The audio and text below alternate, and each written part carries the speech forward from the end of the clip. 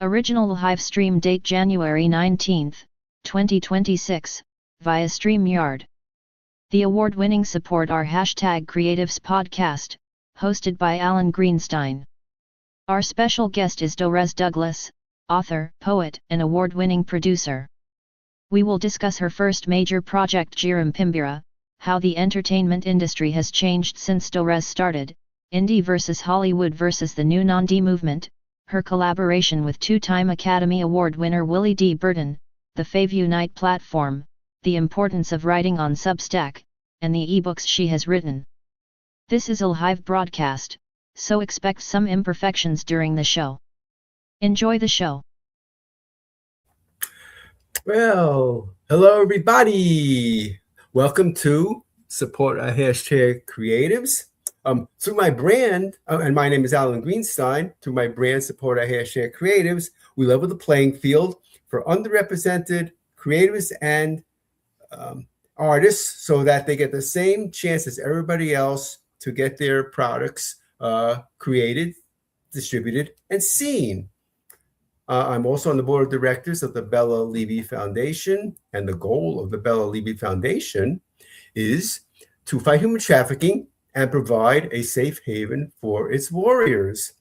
And by the way, I would like to welcome those watching this live as well as those watching this on the replay. And I'm so excited tonight. Our guest is Dorez Douglas. She's an award-winning producer, author, and poet. So it's so great to have her on tonight. And so Dorez, why don't you introduce yourself? Thank you, Alan. I'm so excited to be here. I'm Dorez Douglas. I've been a producer now for about the last 20 years, but I started over 30 years ago in the industry doing all kinds of jobs. And now I'm finally settled into producing and enjoying it. Wow. Yeah. Okay. Yeah. So you said you got your start in the 90s? Yes. Yeah. Tell us about how it, I like to say, used to be when you started versus today. Oh, wow. That's a really good question, Alan, because it's so different now. It's been a major pivot for me, because when I started, you had to somehow break into Hollywood. Let me just put it that way. You didn't have the option like you do now of going around and outside of Hollywood. And so what you had to do was you had to either have a connection already in the industry, or you had to put on like a play, something that made a big splash, got a lot of attention. And the only other way was you had to get past the gatekeepers in Hollywood, because there was only the networks and the studios. There were no streaming services. In fact, we didn't even have cell phones and the internet. Yeah. So that's the difference, is now you don't have to get permission. You don't have to wait for anybody to tell you, to give you what we call the green light. You don't have to wait for that anymore. Yes, that is, it's truly amazing how technology has made it for more democratic creatives, whether it be in Hollywood or anywhere else. I mean, it doesn't necessarily be in Hollywood, it could be anywhere, basically. Mm-hmm. Anybody can really plan and get his project started. It's excellent. Right. Yeah. So you can get a job in entertainment in any city now. And because a lot of cities have better tax incentives than California, although we're growing in that area, but because a lot of other cities and states offer better tax incentives, they're drawing people there, to come there to make their movies so they can get those breaks. Yeah, I guess that's also, a change that happened, on the non-technical side, was that different states across the country started offering these various incentives. Right. Yeah. Okay. Yeah. I'd like you to tell us about your very first project from around 1995, Jirimpimbira. Yeah. What was that all about? And how did you get, and how did you manage to get it made? Yeah, that's a story, boy, in itself. I'm going to shorten it, though, for you. What happened was that at the time, I was looking for work. I had only been in California for about 5 years. Well, actually longer than that, but back and forth. I was back and forth between there and Louisiana, where my husband was from. But anyway, I found a lady at Disney, and I was really there to see if I could get a job. But she ended up saying, I think you're overqualified for this position. And boy, I was heartbroken, but I didn't let her know that. I just kept smiling. And so she ended up looking at my resume, and she noticed on the resume that I had put a mention of some hobbies, because they always ask you, like, do you have any hobbies? And so one of the things that I liked to do at that time was to go to libraries and read to children. And I would find children's books at the library, and then they would make the appointment and tell me what day and time to be there. And I would come and read to the kids. And I love doing this. So to my surprise, the lady at Disney, she said, well, I can't offer you a job. She said, but there is a network that's looking for some African folk tales, and they're looking for other cultures as well. And they're going to package it together in a series. And if I can do it with you, I could help walk you through it. Because I told her, I said, well, I don't know anything about producing anything. And so anyway, long story short, we ended up going through the library, trying to find a good story. We found 3 or 4 that I thought, might impress the network. And we worked on the outlines. We found a writer. And it turned out, too, that this writer had already written stuff for ABC before.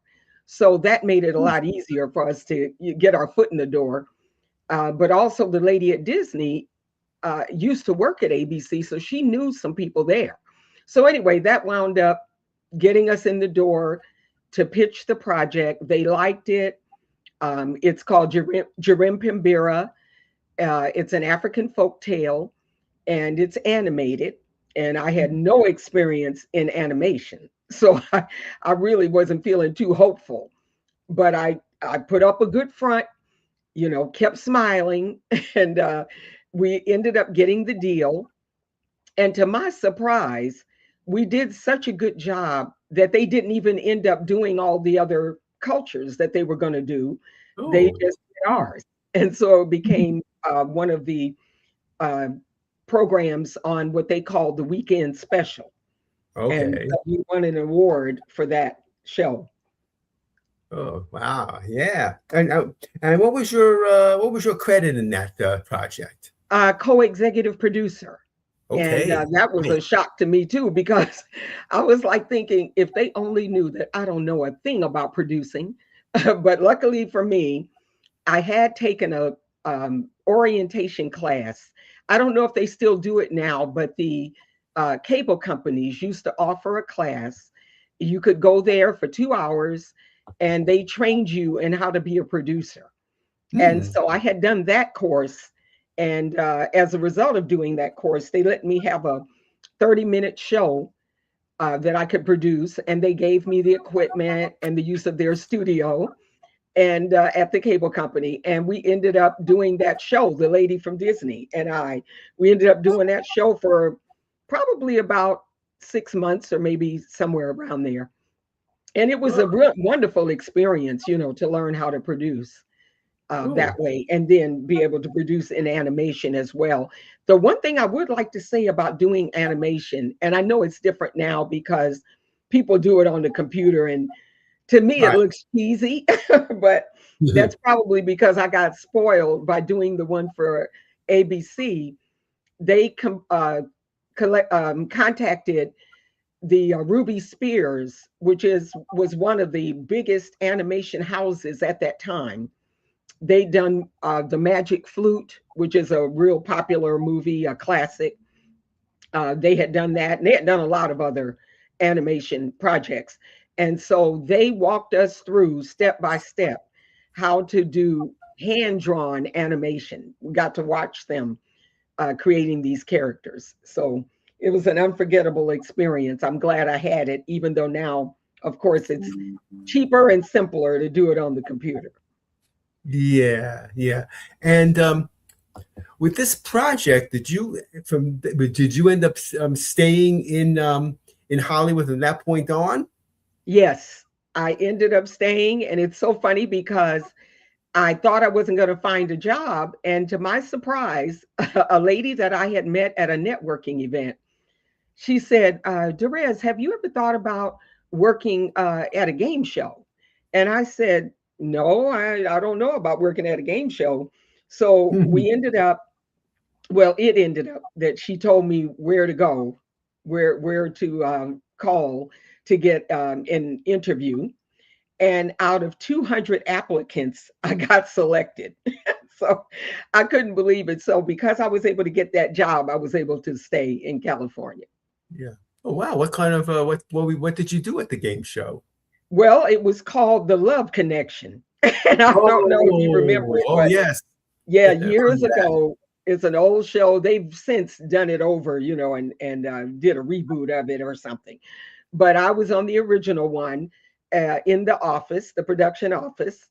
And the other odd thing about all of my experiences like this is that sometimes I fall into things and I don't even know what I've fallen into. I didn't know at the time that that's the development side of the industry. That's where they do all of the work with building the show, and like the scripts are written and all the stuff that you have to do before you even get to production. So I had a chance to learn what that process is like. And prior to that, I had worked temp jobs at various studios and networks. So I had seen a little bit of the development side of the business. But if anybody wants to get into this business, I would recommend that you do it by working on the development side. And that's like where you go to like the production companies and the studios and the streaming services. All of them have to have a development department. And that's where projects are submitted, and they either get the green light or they get passed on. Yeah. Wow. That's something. Okay. By the way, let me mention that Jirimpimbira can be found on YouTube. So, Yes. So everybody please just search for that. Jirimpimbira. Yep, Okay. that's exactly right. Yeah. Okay. Now, tell us about your project, Voices, starring Lamman Rucker. Yes. Oh my goodness. I just couldn't believe we got Lamman Rucker as our star for that short film. It wasn't a big project, so I was worried. But what happened is a friend of mine, and he's actually a friend of mine and my partner, Willie, and we'll talk more about Willie later. But his name is Clarence Nero, and Clarence is a professor at Baton Rouge Community College. So he contacted us and he said that he had written a book, well, not written the book, but he edited the book of essays. And these were written by college students in his class, his creative writing class. And what happened was they had had some really rough experiences during one summer in Baton Rouge. And so they were still kind of shaken up by all the different things that had happened. And then, of course, COVID hit after that, too. So Clarence suggested that they each write an essay about what they had experienced. And they did. And he put it together in a book. And so he wanted to know if we would be able to take that book and make it into a short film. And so we did do it. It was a big undertaking because there were like 34 essays, and there was no way to, to feature all of them in that short film. So we had to choose. We picked out the ones that we felt were the most compelling, and but all of them were good. And we ended up getting Lamman Rucker through Clarence. Clarence knew his manager. So we ended up getting him to agree to play the lead role. He played Clarence, the professor, in the movie. And the only crazy thing about all of this is when he first pitched us the idea, it was 2019. So we didn't know anything about COVID at that time. So we got all geared up. We're all set. We're like, yeah, we're going to do it. We got the script written. We talked to several people that were going to help us with casting. We were getting the crew together. And they said, after COVID hit, they said, all the people that were giving us the money, they said, we're not going to be able to do this project because of COVID. Well, at that time, we didn't really know how bad it was going to get. But we put everything on hold. And the next thing we knew, it had gotten so bad, they put everybody on lockdown. So now I'm thinking, this project is dead in the water. May as well forget it. Well, to my surprise, the people that were giving us the money, it was a grant. They had a deadline, and we had to get that movie made by September. Now, this was August when they're telling us this. Oh, wow. They said, well, you're going to have to get this movie done by September or you won't get the money. And we were like, what? So with less than a month to prepare, we went into pre-production and then into production. And we shot that project in 3 days. And that includes the pre-production time. That includes prepping and wrapping in 3 days. So luckily, Lamman Rucker is such an incredible actor. He was able to learn his lines and just jump right in there. Everybody had to fly in the day before so that we could get everybody tested. And then we had to follow all the guidelines and the rules, for COVID.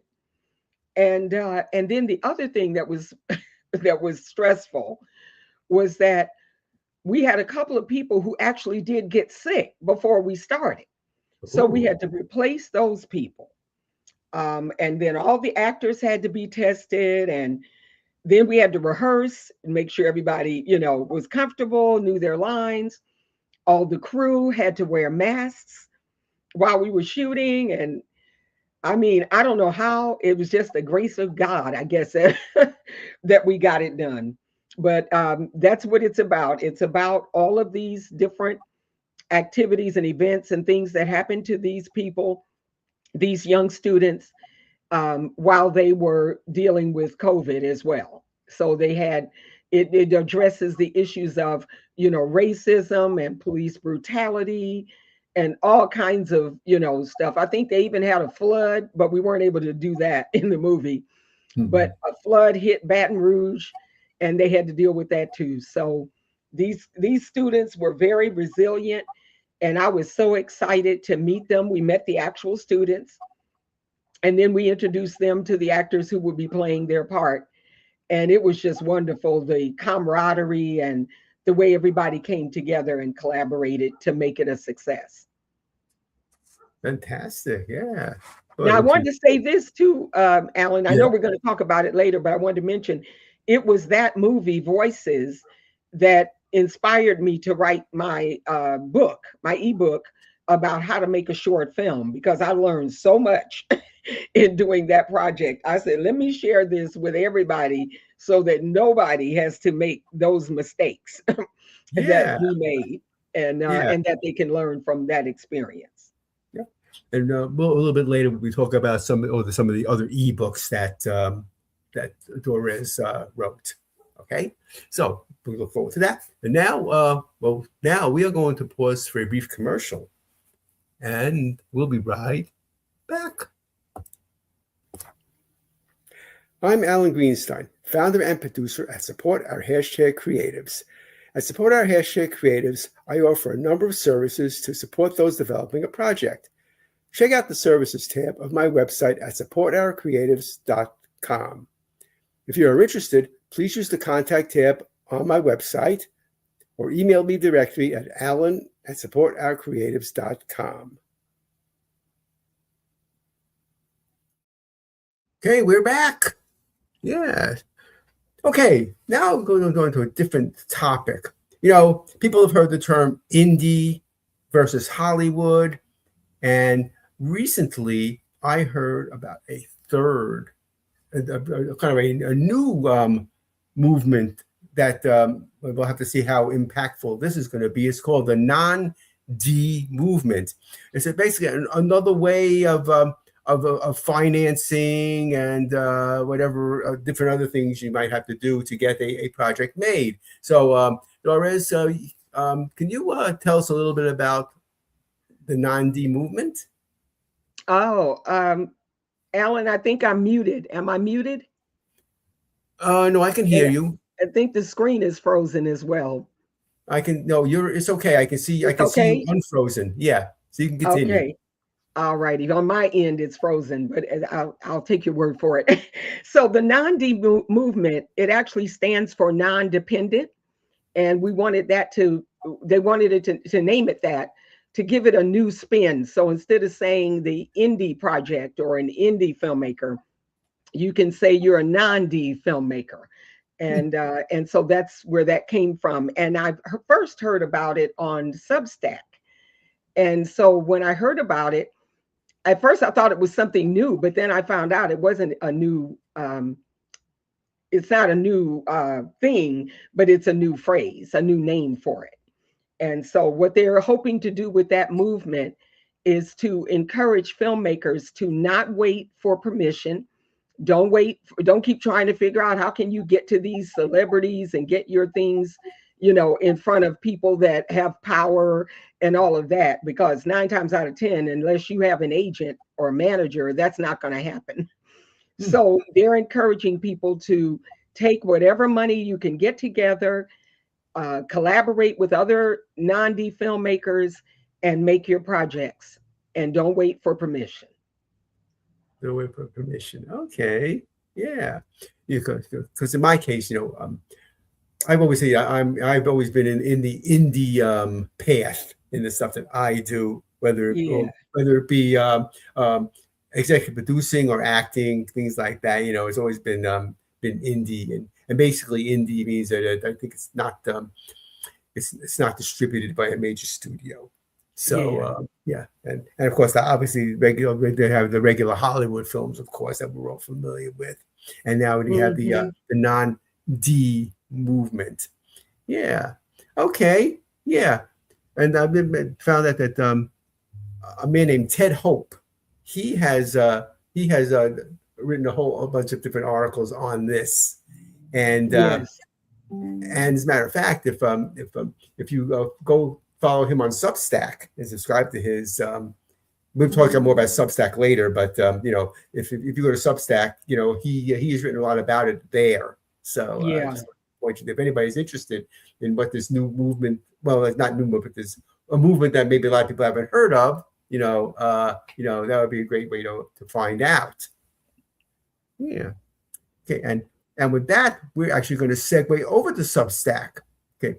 Substack is a platform that has actually become a lot more well-known during 2025 and into 2026 and beyond.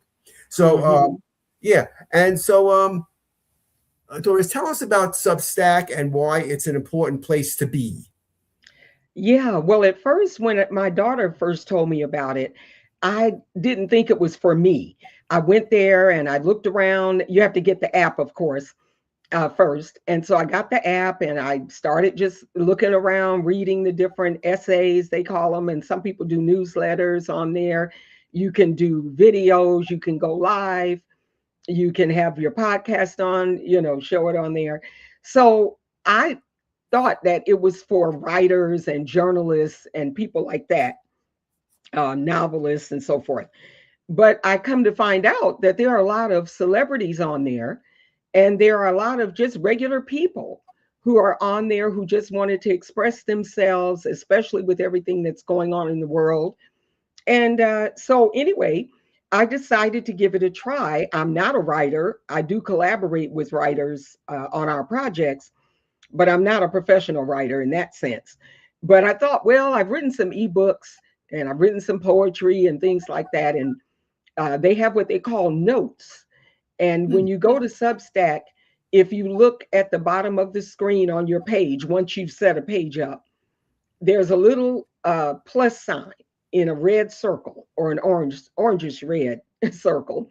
And you click on that and you can write a note. You can just type whatever you want, whatever's on your mind that day, Doesn't have to relate to anything in particular. So I started doing those, and I found that if you do at least one per day, you will start to build an audience. Your people will start to find you. And so that's what I came to it for. And then I ended up meeting people that are in the film and TV category. If you look on there too, when you do a search, if you click on the little magnifying glass at the bottom of the page, you can then scroll across the top and you'll see a section that says film/TV. And so I started going to that section, that category, and that's how I started finding writers and people in the film industry. I started finding producers, crew people, all kinds of people, and writers as well, screenplay writers. So from that, I decided that while I do talk about the entertainment industry on my page, and I post things for subscribers, because people can subscribe to your page, and they can either be free subscribers, or for those who want more personalized attention, they can pay. And it's just a little small fee. Mine is like $8 and something per month. But you can become a paid subscriber, and then that entitles you to more access to the actual person. And you get to find out more, you get to communicate with them more, possibly collaborate. You get to ask questions and get your questions answered, all that kind of stuff. So I fell in love with it after that, and I've been on there ever since. Oh, that's great. Yeah. I mean, I've been on Substack for a while, but I've never actually, shall I say, I've only made comments against other people's, posts. But now I'm going to have to start in the film category, as you mentioned, would be a good place for me to be. And I'll have to start writing some articles and some notes, whatever you want to call it, for that too. Yeah. And I guess if people search for Dorez Douglas on there, they will be you will pop up. Right. It'll pop up, and then they can subscribe, or they can just read what I'm writing. And I think they now have a category too. It might have always been there, but they have a category for following. So if you just want to follow somebody and be able to keep up with what they're writing, but then some stuff will be only for the paid subscribers. Yeah. So what it'll do is it'll let you read part of the article or essay, and then it'll cut it off at a certain point and say, to read more, you need to subscribe or go to paid subscriber, which they call upgrading. Upgrading, yeah. Okay, yeah. So once again, that's Substack, SUBSTACK.com. And as I said, search for Dorez Douglas, and she should pop up. And as I said, I've been looking at some of the stuff you put out there, and it's really, for people interested in entertainment or making films or whatever it is, this is going to be a very valuable resource. Well, thank you, Alan. Yeah, I try to do what I wish had been done when I was younger and just starting in the industry. We didn't have all of these avenues, that you can use now to connect to people. And so I just decided that I may as well take all these years of experience and help those who are coming along behind me. Yeah, exactly. I hope that Substack will continue to grow in its popularity and get more into the mainstream. And as I said, in the past year or so, it really has gotten more into the mainstream. And right. It's really taking off now. Yeah. Right. Okay. Yeah. So that's that. Once again, anywhere you can come up with great information about what you want to do, just as in entertainment, this is going to be another great source. Will be Dorez's stuff, as well as the other people in the same film and filmmaking category on Substack. Yeah, that's going to be really cool, really great. Okay, now let's talk about it. There's another platform that Dorez has been involved with. It's called FAVunite, and tell us about that and what you've contributed to it. Oh, okay. Yes, that FAVunite is a new platform. I say new, but they've been around since like 2021. So they're not totally new, but they're new in the sense that it's self-funded. So for right now, they're not able to offer any money to people that want to get their projects on the FAVunite channel. They're also on YouTube. So it's FAVunite.com, and that's FAV, and then the word unite, all one word, TV.com. And what you do is, or what their goal is, first of all, was to give minorities a voice, to give them a place to feature their films and their stories, and their music as well. They have music videos, they have films, and so they're working hard to get the word out, to let people know that they exist, and that you can get your projects on their platform. And then, like I said, they also have a YouTube channel. And if you want to see the short film that I did called Voices, it's on their channel, on their YouTube channel. So that'll be a way for you to see it.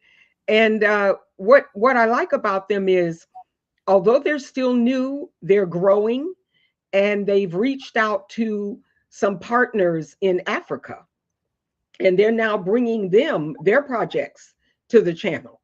And so what I think is going to happen is they're trying to build up their watch hours on YouTube so that they can then start to take some of that revenue and spread it around to the other content creators who are bringing their projects to the platform.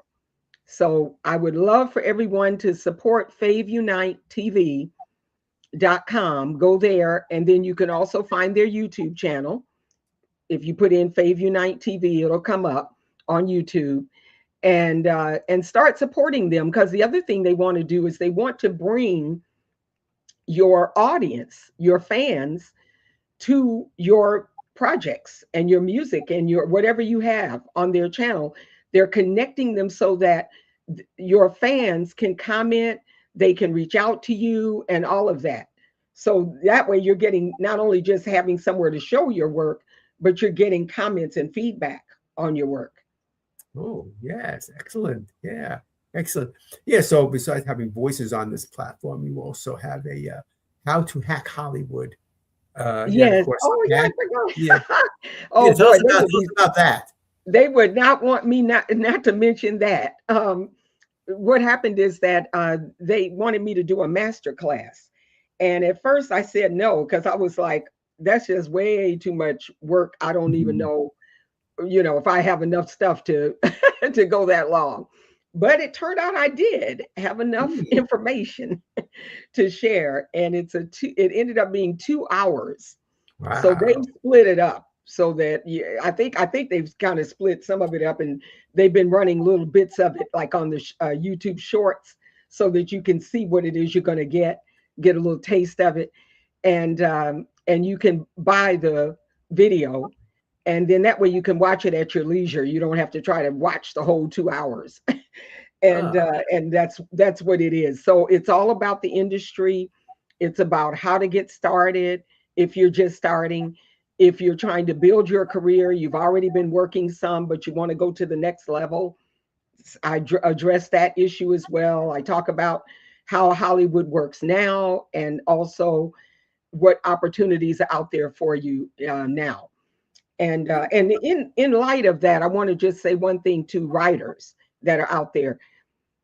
Because the streaming companies are so desperate for original content, if you have a really good script, if you can get representation, either a manager, an agent, or even an entertainment attorney, to submit it to Netflix or Hulu or any of those streaming companies, they are now buying the scripts from writers. So if it's not something you want to produce yourself, you're worrying about trying to have control of it. If it's just a really good story, it's something unique, it fits their programming, and you'll have to watch, the shows and the movies that are on those channels, so that you know where to submit your work, which genre they're looking for, and all that kind of thing. But that's the way a lot of writers, especially years ago, used to make a living, was they would just write scripts, that they could sell. They didn't try to be involved in the project. They weren't trying to produce the project. They just wanted to get their name out there. And some of them even ended up getting hired by these networks and companies and studios and all of that. So just keep that in mind when you're at that typewriter. I'm teasing now. Nobody uses a typewriter anymore. But when you're working on your computer, you're putting in all that hard work as a writer, just know that you could just sell that script, and maybe then you have the money to do something that's close to your heart, one of your passion projects. Well, that is a great nugget. The information. Once again, I love having the guests on here who can help people, give them valuable information to help them move in a forward direction. So thanks for that. It's great. You're welcome. Great to know. Yeah. Okay. And how to hack Hollywood? That's still available to purchase and all that it's stuff. Still available on FAVunite. Very nice. Okay. Mm-hmm. Yeah. Okay. Okay. Now let's talk about the eBooks that have been authored by Dorez. I mean, an ebook is a great way for people to get information out there to the populace. So tell us about some of the ebooks that you have written. Well, thank you, Alan. I've written 3 of them so far.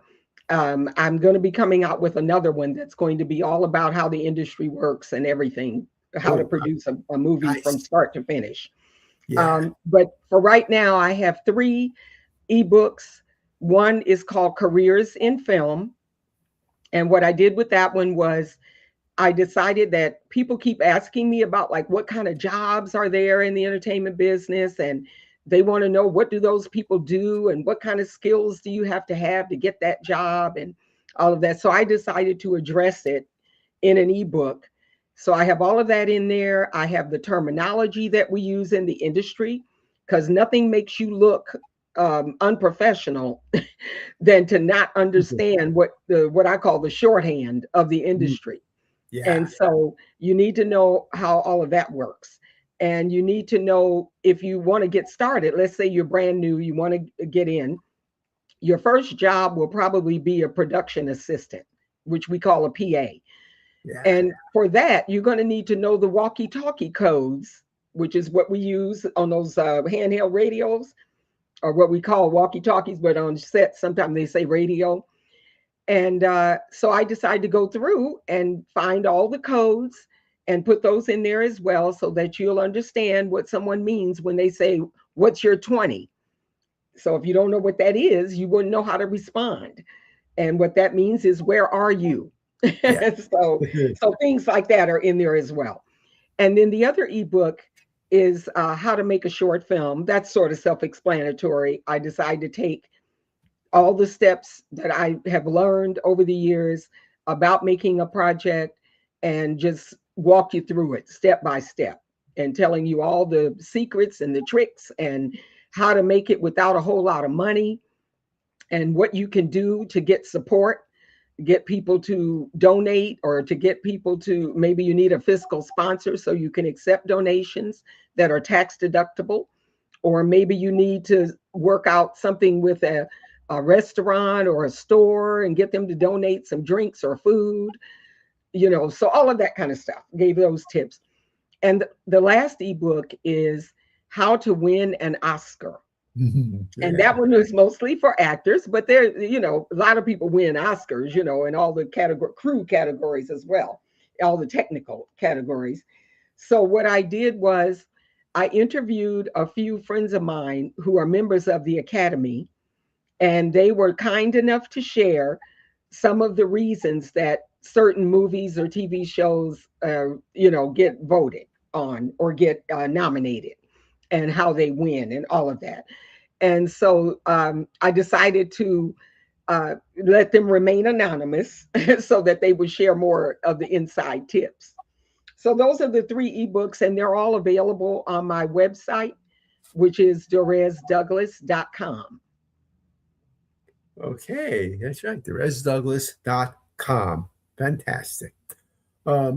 Okay. Well, we're going to stop for another brief commercial. We'll be right back.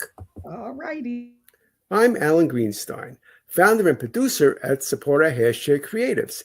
If you make something, albeit make a movie, start a business, write a book, make a physical product, run a nonprofit, promote people, are a songwriter, etc., you too are a creative, and I would love to have you be a guest on the Support Our Hashtag Creatives podcast.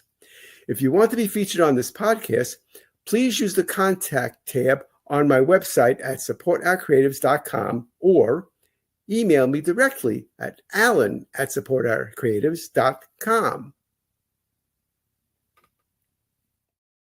Okay, and we're back. Okay. All right, let's talk about your collaboration with Willie D. Burton. Oh, yes. Willie is the biggest blessing to come into my life. Willie is a sound mixer. He's a 2-time Academy Award-winning sound mixer. And I met Willie back in the 80s, actually, around 89. And at that time, I think he was he had just gotten nominated for an Academy Award for the movie Bird. And it's about Charlie Bird Parker. And Clint Eastwood was the director on that project. And that's how he and Willie became friends and got to know each other. And so Willie won the award that year. And I was friends with another friend of his. So we got together with some crew people that we knew, and we gave him a party to celebrate his winning the award. And after that party, or during the party, he and I got a chance to talk and get better acquainted.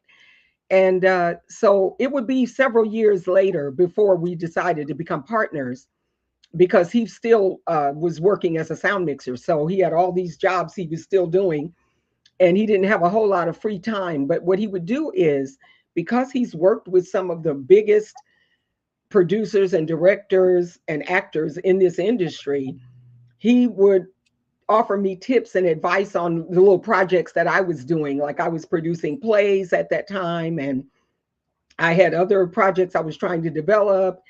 And I really didn't understand the actual production process, that side of the business. I never had an opportunity to really work in that side of it. And so he gave me tips and gave me advice.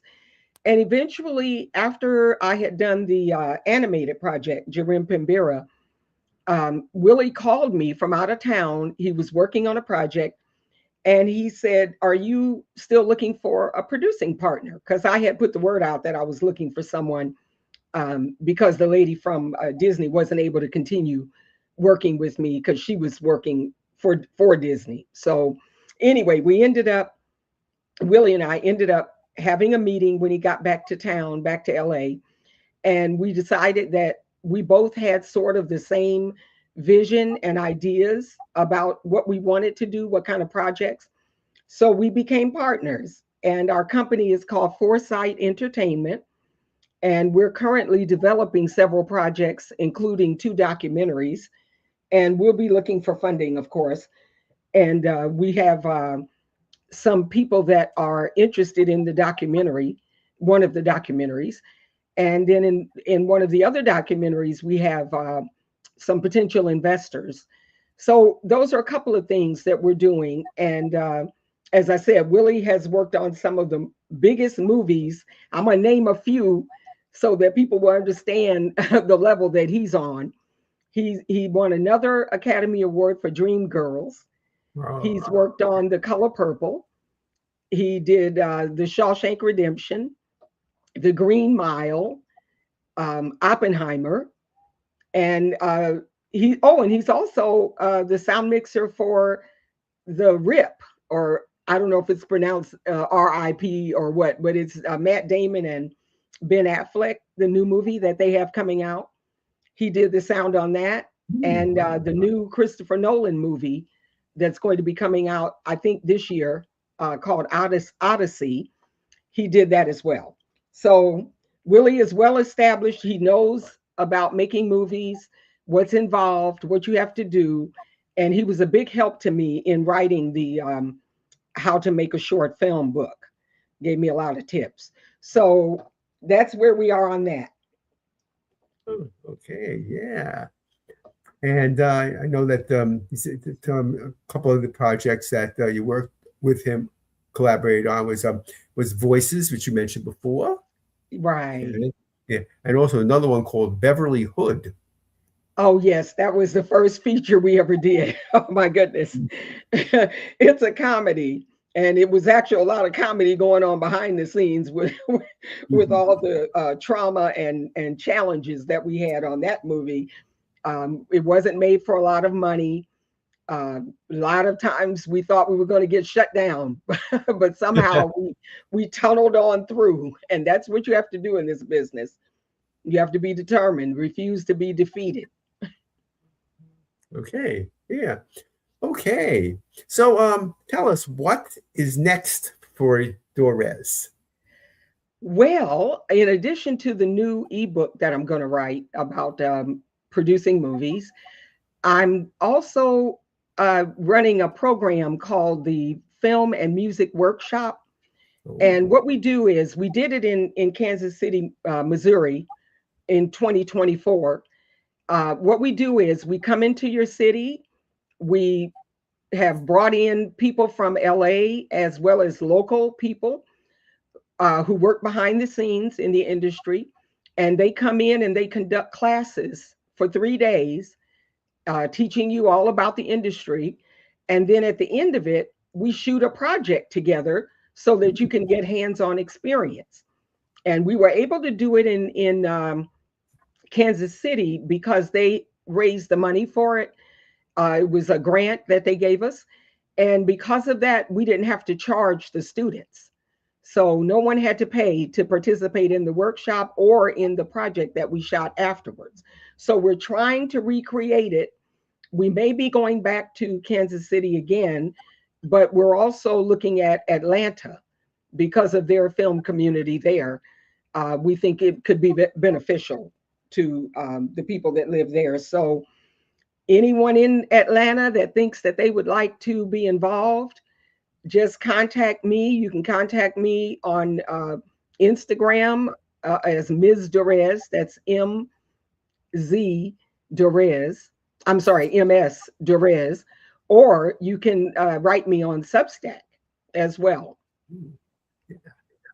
Okay. Wow, that's something really to look forward to. Once again, another path for people to follow. Excellent. Yeah. Okay. So what advice can you give people out there who want to I don't know, follow your footsteps, emulate you, whatever you want to call it? So let's have some more golden nuggets from you on that. I'll see how many I can come up with right quick, because I know we're coming to an end. One of the things I always say is that I wish I had done, I wish I had learned how to write screenplays, because that would have saved me a lot of time and trouble. I would have been able to do a lot more projects. But because I always had to wait until a project fell in my lap and it had to be a good one, I didn't get to do as many projects as I would have liked to have done.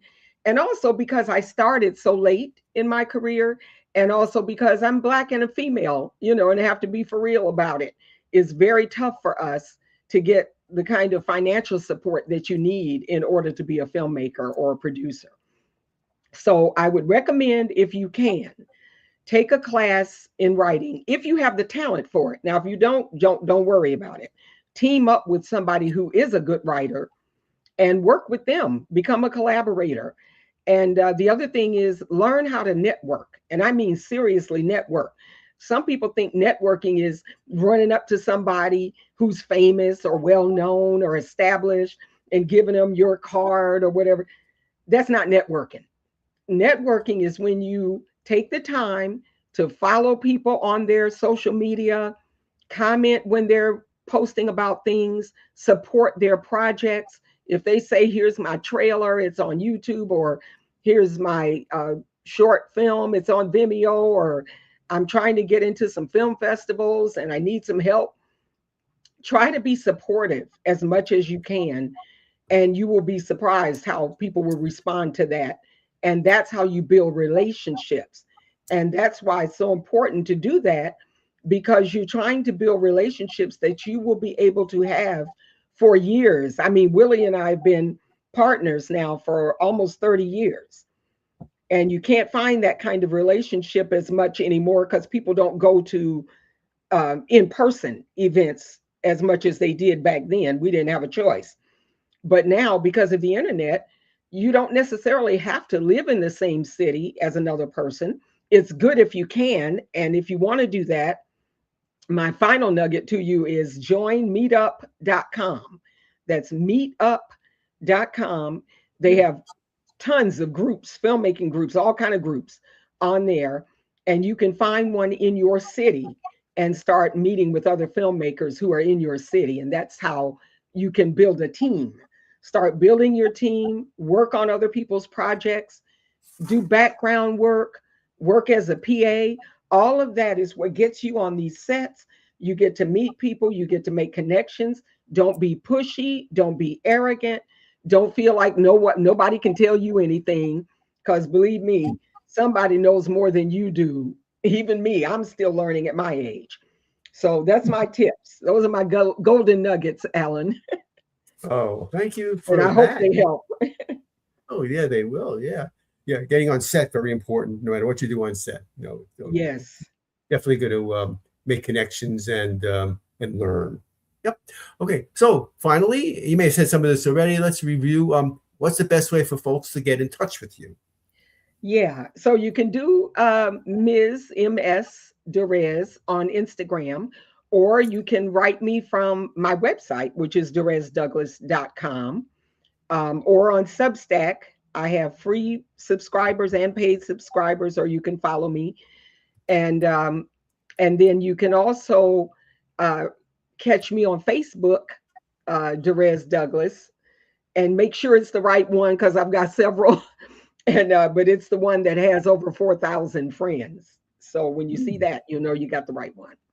Okay. Lots of possibilities. And you also mentioned you could also people also reach you through Substack. Yes, they can. And that's DorezD.substack.com. Oh, okay. Yes. Okay, fantastic. Yeah. Well, I'd like to thank you, Dorez, for being our guest. And once again, it's amazing all the stuff that people can learn, and that's why that's why I love doing this podcast and having these guests on, so people can learn, how to get in where they want to be. Right. Yeah. Yeah. Well, your podcast has helped a lot of people, Alan, and so I'm so happy that you have it. And thank you for having me as your guest. Oh, yeah, you're welcome. And I want to point out that.